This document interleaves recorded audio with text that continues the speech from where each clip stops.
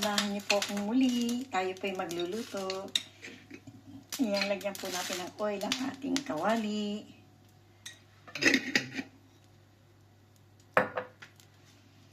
Luto tayong muli para sa ating pananghalian. Ayan.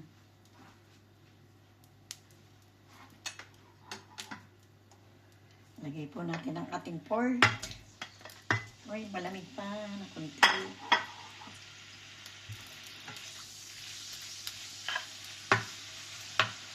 Ayan. Lagyan po natin ang bawang.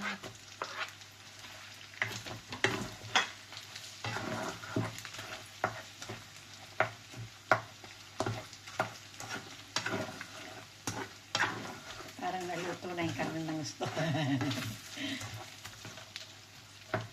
Lagyan po natin ang sibuyas.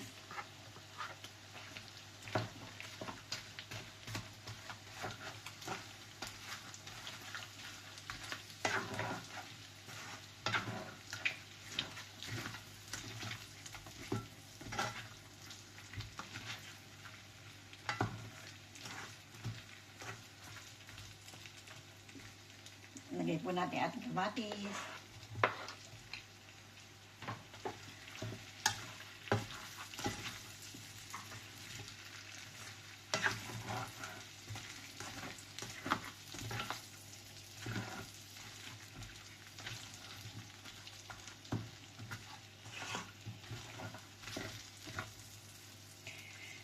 Lagay po natin ang dry na hipon, yung maliliit. Ayan.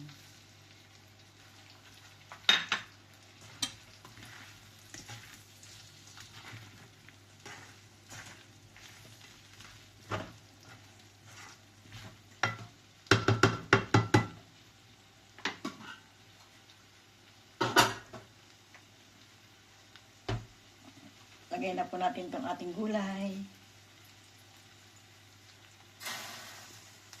Ayan. Ito na ang ating ginisang kangkong. Ayan, sarap-sarap po niyan. Atin na po yung pagsasaluhan. Samahan niyo po si Tita Amy. Kainan na po tayo, mga kaibigan. Ayan po ang ating adobong kangkong. Hindi po adobo, ginisa lang.